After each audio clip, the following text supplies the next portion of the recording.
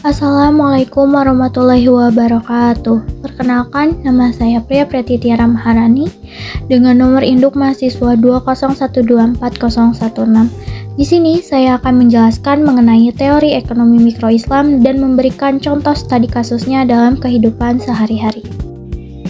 Ekonomi mikro Islam adalah cabang ilmu ekonomi Islam yang membahas perilaku individu dalam kegiatan ekonomi seperti konsumen, produsen, pedagang, dan juga pasar. Semua aktivitas tersebut berlandaskan nilai-nilai Islam, yaitu Al-Quran, hadis, ijma, dan juga qiyas. Fokus utama dari ekonomi mikro Islam bukan hanya efisiensi dan keuntungan, tetapi juga mengedepankan keadilan, kemaslahatan, dan juga keberkahan. Prinsip dasar ekonomi mikro Islam. Sebelum masuk studi kasus, pahami dulu prinsip ini.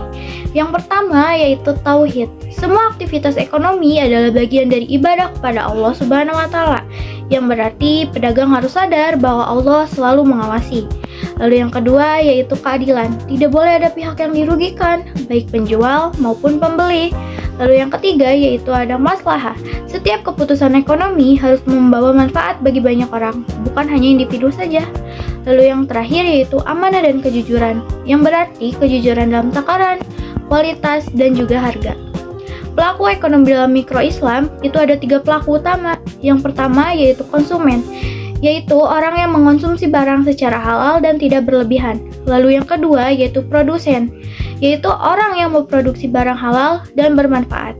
Lalu yang terakhir yaitu pedagang, yaitu orang yang menyalurkan barang dengan jujur dan juga adil. Semua pelaku ekonomi bertanggung jawab secara moral dan juga spiritual.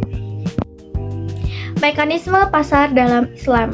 Islam sendiri mengakui mekanisme pasar yaitu permintaan dan penawaran, tetapi dilarang adanya penipuan atau gharar, dilarang penimbunan atau ihtikar, dilarang riba, dan juga dilarang manipulasi harga.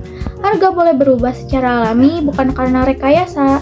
Lalu tujuan ekonomi mikro Islam ini sendiri yang pertama yaitu memenuhi kebutuhan manusia, menjaga keadilan sosial, menghindari kezaliman, mewujudkan kesejahteraan bersama atau disebut juga dengan falah.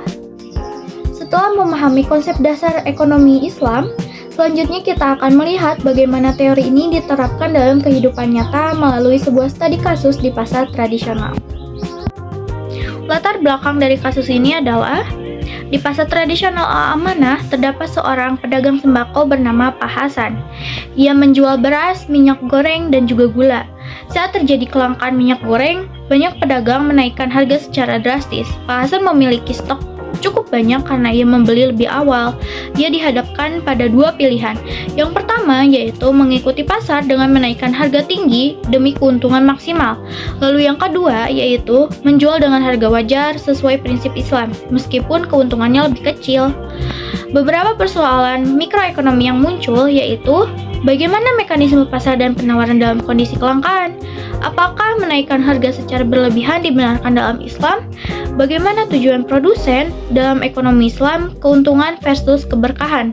Apa peran etika dan keadilan pasar dalam ekonomi mikro Islam? Lalu berikut ini analisisnya berdasarkan teori ekonomi mikro Islam. Yang pertama yaitu ada permintaan dan penawaran.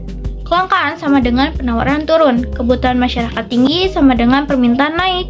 Dalam ekonomi konvensional, harga boleh saja naik bebas. Dalam ekonomi Islam, harga boleh naik tapi tidak zalim. Lalu yang kedua yaitu ada larangan ihtikar atau penimbunan. Pak Hasan tidak menimbun untuk menaikkan harga, tetapi sudah memiliki stok sejak awal. Islam melarang menahan barang agar harga melonjak, sehingga menciptakan kesulitan bagi masyarakat. Barang siapa melakukan penimbunan, maka ia berdosa. Hadis riwayat Muslim. Pak Hasan tidak termasuk pelaku ihtikar. Lalu yang ketiga yaitu ada tujuan produsen dalam Islam. Dalam ekonomi mikro Islam, tujuan produsen bukan hanya profit atau keuntungan semata, tetapi juga untuk mencapai maslahah atau kemaslahatan masyarakat, keberkahan usaha, dan juga ridha Allah. Pak Hasan memilih harga yang wajar, keuntungan cukup, dan konsumen tetap mampu membeli. Lalu yang keempat yaitu keadilan dan etika pasar. Islam menekankan kejujuran, keadilan harga, dan tidak memanfaatkan kesulitan orang lain. Quran Surat Al-Mutaffifin ayat 1, celakalah orang-orang yang curang. Keputusan dan dampak dari keputusan pasar ini sendiri, yang pertama yaitu menjual minyak goreng dengan margin keuntungan normal, tidak mengikuti kenaikan ekstrim. Dampaknya, dagangannya cepat habis, pelanggannya semakin loyal, usahanya dikenal jujur dan amanah, dan keuntungan stabil dan berkelanjutan.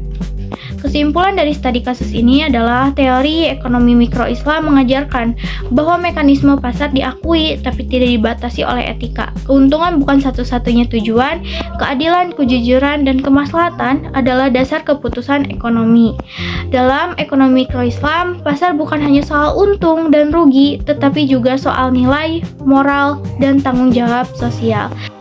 Sekian penjelasan dari saya. Wassalamualaikum warahmatullahi wabarakatuh.